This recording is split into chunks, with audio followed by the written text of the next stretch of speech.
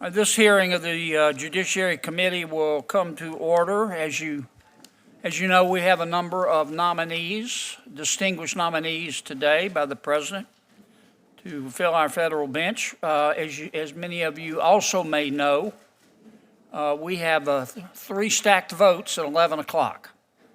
And I don't know exactly yet how we will handle that, but I can assure you that no one will miss a vote, and we will finish today. We may have to adjourn temporarily. I'm not predicting that, but it's a possibility. But if we do, we will be back as soon as the votes are finished. I have a number of our colleagues here today to introduce some of the nominees. I say this very gently, given the time constraints we have. If you could keep it short. Yeah, I was trying to think of a diplomatic way of saying it. But obviously, take the time that you think is necessary. Senator Inhofe, welcome. Well, thank you, Mr. Chairman, and I will be brief. I'm really glad to be a part of this thing, to be a part of the confirmation process with John Heil.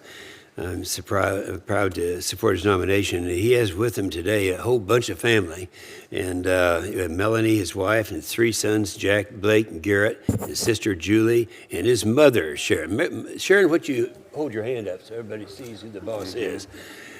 So it's great to have you here. John's a good friend, a fellow Tulsan. He was graduated from OSU and then law school at the University of Tulsa. For over 25 years, he's practiced law in both and he is actually, since 2000, has been a shareholder attorney at Hall, Estill, Hardwick, Gable, Golden, and Nelson in Tulsa. And John, I want you to know I'm old enough that I remember when that was only Gable and Fox. John has extensive experience in both the federal and state courts. He's the ideal person for this job. I'm so proud that he's going to be doing this, and look forward to great things from John Heil. Thank you, Senator. Senator Langford. Mr. Chairman, thank you very much for allowing us to be able to come and to be able to present John Heil to this body. I stand wholeheartedly with Senator Inhofe as well in recommending John Heil to this position. He's received a well-qualified rating from the American Bar Association.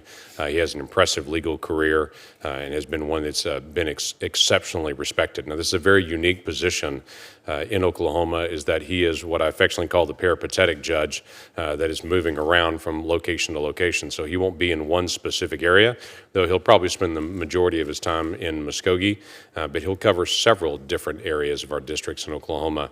And there is a tremendous need right now, as we have some folks that are retiring in the Eastern District, and we absolutely need some additional judges in that spot. So we're grateful that not only he has gone through this very long process, but that he is willing to be able to serve in this as well. And I'm grateful to this committee to be able to take up his nomination quickly and to be able to move him through the process, because there is a real need for him in that role, in that spot.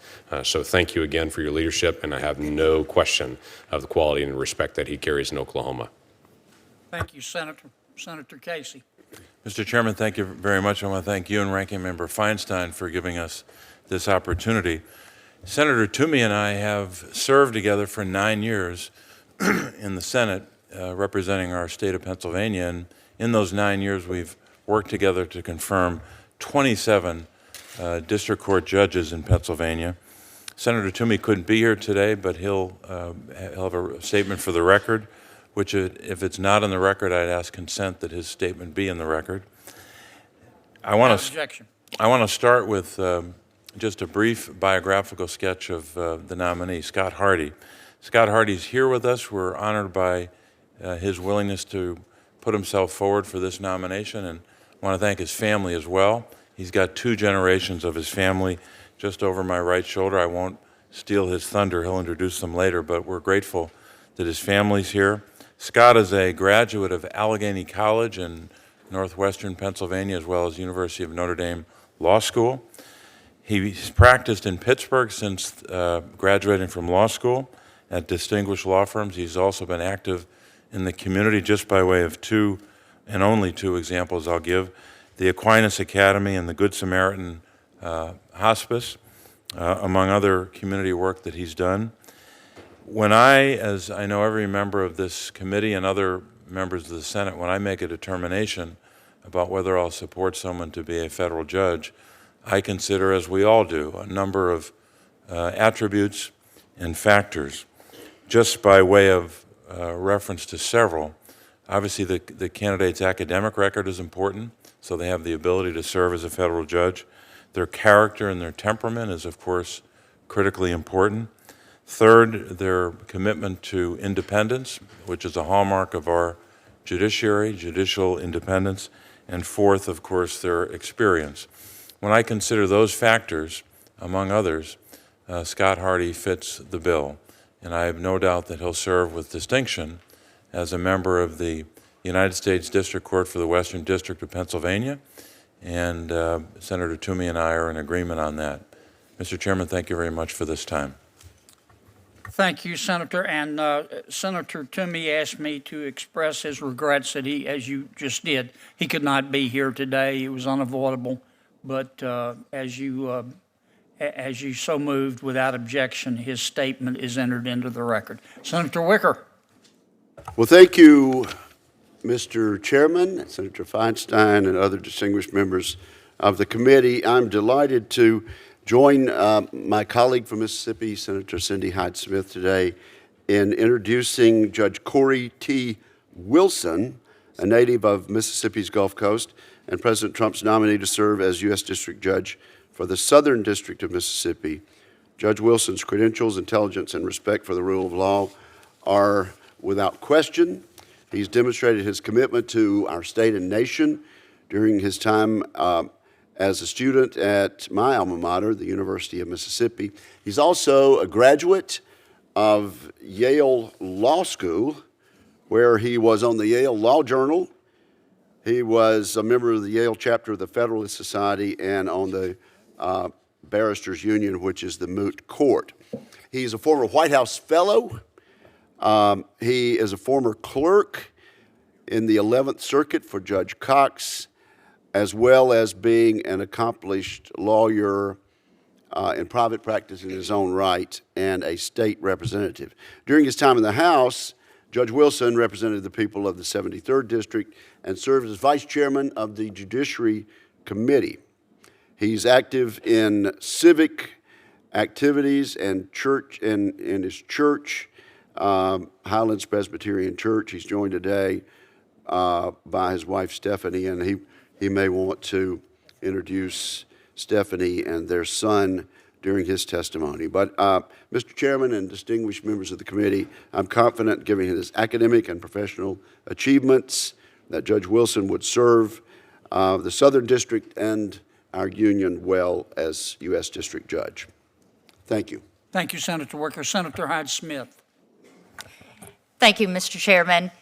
It's just an honor and a privilege to be here today on behalf of Judge Cory Wilson, and I certainly thank you and the ranking members here for the opportunity to speak on his behalf. I've known him for many years in many capacities. You know, I've always thought it's so important on what other people have to say about a nominee. And if you went to Mississippi right now, and if you ask everyone that you came in contact with in that state capital, what do you think about Judge Cory Wilson?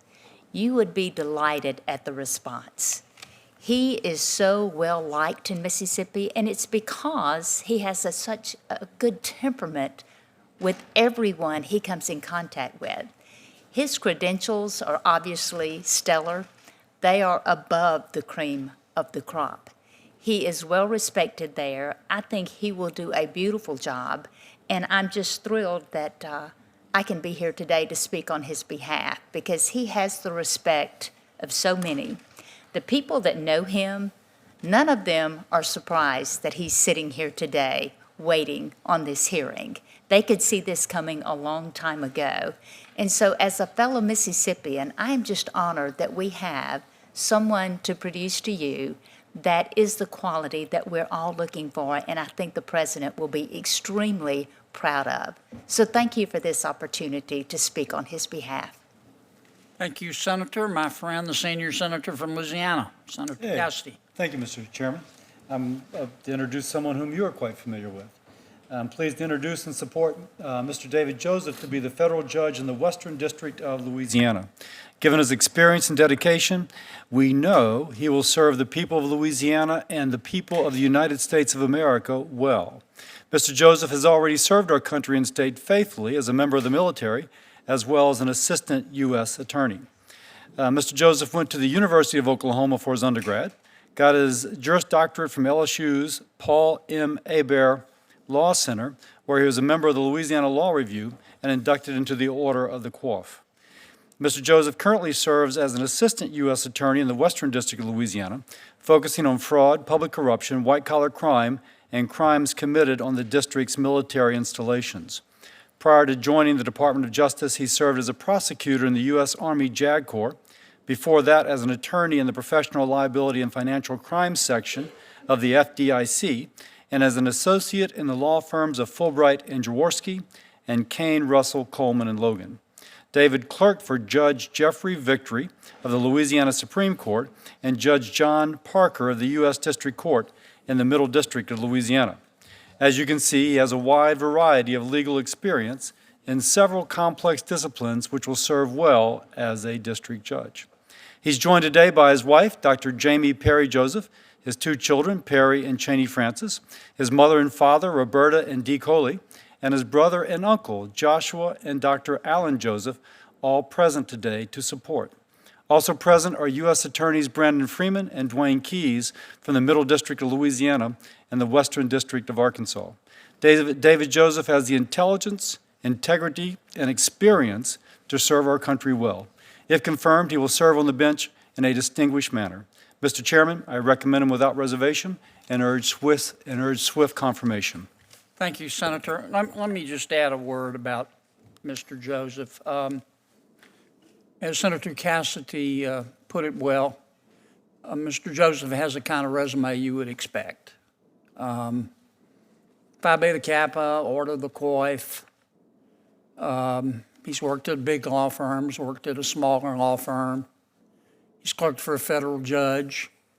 He's clerked for a member of the Supreme Court in Louisiana, very rare perspective that he brings. He served our country.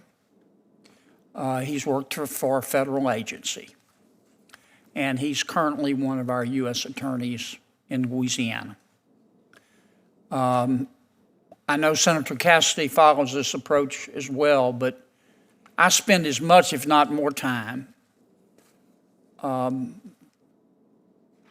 making recommendations to the president for our U.S. attorney position as I do for a federal judgeship. And here's why. The power of a United States attorney is breathtaking. We have a number of United States attorneys, all distinguished as members of the audience today, and I want to thank them for their service. Their power is breathtaking. They have the full resources behind them of the wealthiest country in all of human history. And you better have somebody serving as U.S. attorney who is serious and mature. And Mr. Joseph fits that bill and fits it well. I knew he would when Bill and I nominated him, but he's demonstrated it through his service. And it's many of the same qualities are necessary for a federal judge. For these positions, you have to strike a balance between the rule of law and the fact that people are human. And sometimes people make mistakes. Sometimes they're serious mistakes. And the justice requires punishment. But you can't ever forget the fact that you're representing the people of America and you have enormous power. Mr. Joseph has demonstrated to me that he can handle that power in a serious and mature way, and I think he's going to be a great federal judge. Mr. Joseph also has a partner in life, a very distinguished physician, I want to thank her for being a real partner. It's real easy for one spouse to say, okay, I'll take that job and we'll move here, but it's a partnership, and it requires sacrifices on the part of both of them, and I wanted to thank Dr. Joseph for being here today as well. Okay, with that, I will ask our nominees to come forward. We will swear them in. I'm going to defer my opening statement and call on Senator Feinstein for her opening statement. Thank you very much, Mr. Chairman. Today, we're going to consider 5 nominations, as you have implied. Give me his resume. And I would like to focus my remarks on one of the nominees, Cory Wilson, nominated to the Southern District of Mississippi. In reviewing Judge Wilson's speeches, publications, and votes from his time in the Mississippi House, I'm concerned that his record may very well fall outside the mainstream on issues including women's reproductive rights, gun safety, voting rights, and the rights of LGBT Americans. For example, in responding to a 2007 questionnaire from Mississippi Right to Life, Judge Wilson indicated that he supported, quote, the complete and immediate reversal of the Roe v. Wade and Doe v. Bolton decisions. In responding to a 2015 questionnaire from the National Rifle Association, Judge Wilson indicated that he opposed gun safety measures of any kind, including an assault weapons ban and even firearm licensing and registration. As one who found the body of an assassinated colleague shot and killed, this is of deep concern to me. He has also supported restrictive voter ID laws and voted in favor of a Mississippi bill, HB 1523, which permits discrimination against the LGBT community at work, in schools, and in their communities. The Human Rights Campaign called this law the worst anti-LGBTQ state law in the United States, end quote. In addition, Judge Wilson has shown himself to be a staunch opponent of the Affordable Care Act. He has supported the ACA's repeal and has claimed that the law's passage was illegitimate and perverse. He has also called on the Supreme Court to strike down the law, a position made all the more relevant by the Fifth Circuit's recent decision declaring the individual mandate unconstitutional and endangering the ACA's future. Finally, I want to address a number of statements made by Judge Wilson that have disparaged President Obama and others. Judge Wilson has in the past called President Obama King Barack and referred to him as, quote, a fit-throwing teenager, end quote. He also wrote that President Obama was, quote, running a cynical, small-minded campaign to divide us, vilify opponents as un-American, and blame everyone but himself, end quote. These highly partisan comments raise serious concerns about whether Judge Wilson has the temperament necessary to dispense impartial justice. So I look forward to questioning him about these remarks and hope he will respond. Thank you. Thank you, Senator Feinstein. Senator Grassley, did you have any opening remarks you want to make? Before I swear in our nominees, let me just say a word about Mr. Meyers, who's been nominated today as well. He went to Vanderbilt as an undergraduate, great school. I'm biased. He has his JD from Catholic University of America. He's a partner currently in the private practice of law. His specialty is government contracts, copyrights, construction, campaign finance, and whistleblower claims. It's timely. Before joining Stein Mitchell, he practiced law at Kirkland and Ellis. He began his career as a law clerk on the Court of Federal Claims. And before going to law school, he spent many years as an engineer. And I'm I'm not having attempted it myself, I'm very familiar with how rigorous the engineering program is at Vanderbilt. So I wanted to welcome him today as well. Gentlemen, if you could stand and let me swear you in.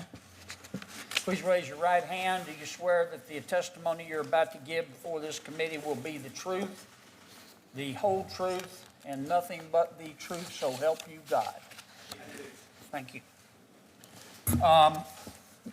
We'll now start with your opening statements. Mr. Hardy. Thank you, Senator. First, I'd like to thank Chairman Graham and Ranking Member Feinstein for scheduling this hearing today, and to you, Senator Kennedy, for chairing the hearing. It is a privilege and honor to appear before you all today. I would also like to thank the President for nominating me. I am humbled by the confidence he has placed in me to serve on the court in the Western District of Pennsylvania. I am particularly grateful for the bipartisan support of my home state senators, Senator Casey and Senator Toomey. And I'm also thankful for the bipartisan Merit Selection Committee that convened in Pittsburgh, evaluated, and ultimately recommended me to those senators. I next would like to introduce my family, many of whom are with me here today. First, my wife Kathleen, my wife of 19 years. She's an elementary school teacher. She's the love of my life, a fantastic mother to our children, and she's the heart and soul of our loving home. Also with us today are our daughters, Elizabeth and Caitlin. Elizabeth is 15, high school sophomore. She's a three-sport athlete. Caitlin is 12. She's in the 7th grade, plays 2 sports, and delights us with her musical talents, singing in the choir and playing the flute. Both are hardworking students. They are kind and loving, and they bring us much joy. We are so proud of the young ladies that they are growing up to be. I'm also proud to introduce to you today my parents, William and Patricia Hardy. High school sweethearts, we recently celebrated their 50th wedding anniversary. My father served in the U.S. Navy, and upon returning home, he served for over 30 years as a firefighter for the city of Pittsburgh. My mom dedicated to raising my brother and I before returning to work for a family friend in a neighborhood pharmacy. They've been busy now in their retirement, involved in a whole host of various charitable endeavors. And I'm forever grateful for their love and support, and for their teaching me the value of faith, hard work, and service to others. I'm also delighted to have my brother Brian with us today. Brian is a CPA in his own accounting firm, and he personifies perseverance, and he's always been a source of inspiration to me. Also watching from home today is my grandmother, Jean Strepa, my brother-in-law and his wife, John and Trish Doherty, our niece, Krissa, and our nephews, Jonathan and Patrick, as well as many other family and friends. I'm grateful for their love and friendship, and I'm overwhelmed by their outpouring of support. Must pause here, too, to remember a few loved ones no longer with us. My grandparents, Norman and Dorothy Bertram, and William Glenn Hardy, as well as my in-laws, John and Diane Doherty. Finally, I would like to express my gratitude for my friends and colleagues at my law firm, Ogletree Deakins, especially my legal assistant of 20 years, Donna Stupi. It is a privilege to practice law with such a remarkable group of professionals. I look forward to answering your questions today. Thank you, Mr. Hardy. Mr. Heil. I would first like to thank President Trump for nominating me to serve as a district judge for the Northern, Eastern, and Western Districts of Oklahoma. I would also very much like to thank Senators Inhofe and Langford for the trust and confidence they have placed in me to serve in this position. I'm sincerely honored to have the opportunity to be considered by this committee. I must also thank the Senators' staffs for their support and encouragement through this long process. I also thank Chairman Graham and Ranking Member Feinstein for setting this hearing and allowing me the opportunity to come before the committee today. Senator Kennedy, I also thank you for chairing the committee today. I also thank each of the senators for their service on this important committee. With me today, I have some very special people in my life. First, my beloved wife, Melanie. Her steadfast love and support from the time we met when I was just 21 and she 19 has continued throughout my legal career. She's made me a better person than I could have ever imagined without her by my side. All the while supporting my career and our family, she developed a remarkable career of her own, teaching and counseling elementary and middle school students. Her dedication to children is unmatched. I have seen firsthand her ability, which is quite amazing, to inspire children to learn. Not only that, but in her role as a school counselor, she has dealt with struggles in children's lives that many would simply find hard to comprehend. She has not only inspired lives, she has dramatically changed lives. On countless occasions, believing in children when no one else would, showing them love when no one else could, and helping them to learn to love themselves first before showing them how they could learn to love others. Her compassion and pouring out of all of herself into children is nothing short of amazing. Melanie, I'm grateful for you and your love more than you will ever know.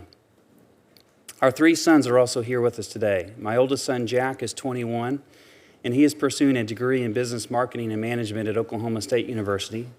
My middle son, Blake, is 19 and is pursuing a degree in industrial engineering at Oklahoma State. And my 12-year-old son, Barrett, is pursuing an undefeated basketball season with his 7th grade basketball team.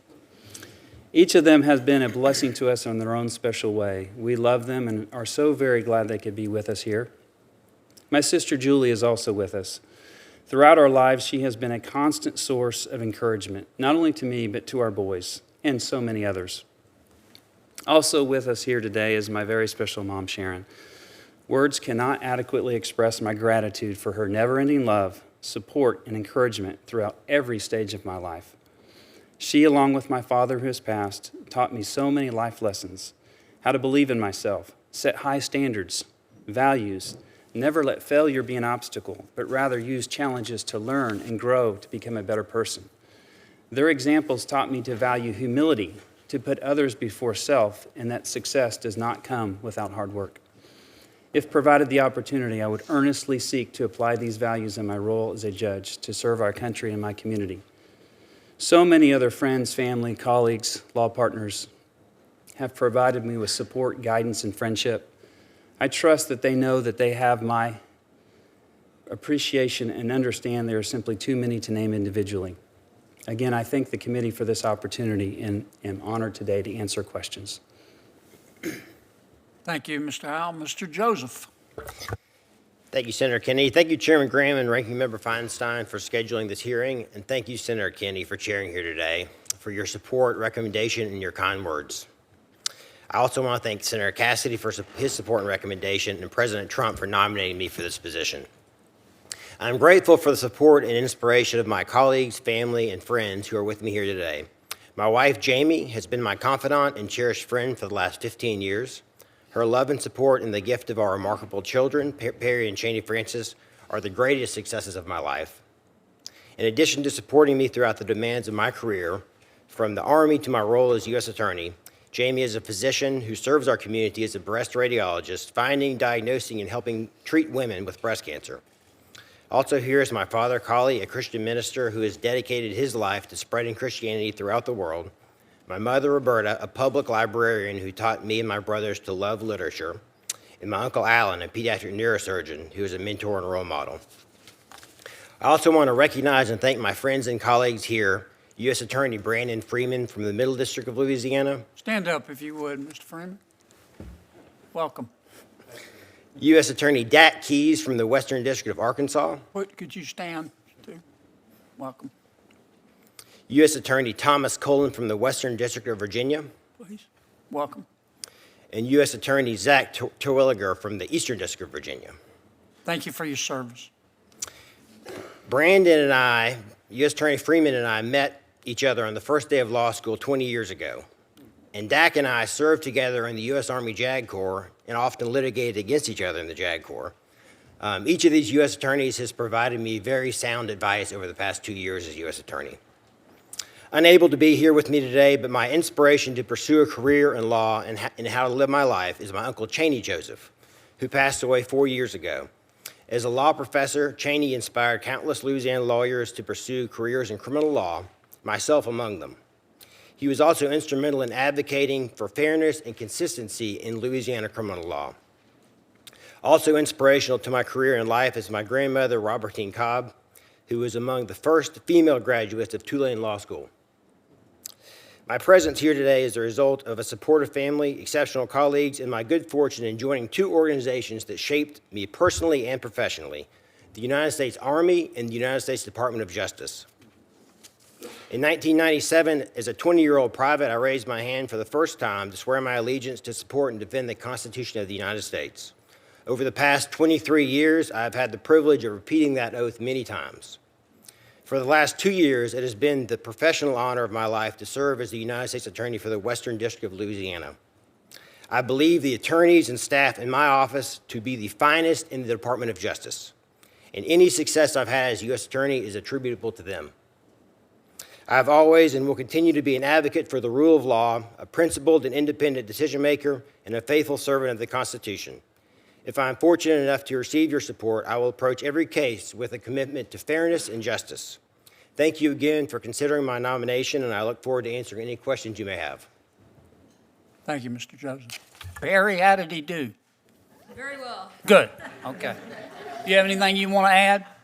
Well, I just want to add that he's a very fine nominee for this position, and I think he will do very well. And as a father, he's been a very great man. Well said. Thank you, Barry. You may run for the Senate. Yes, You'd fit right in. he was ready. Good job, Perry. Judge Wilson.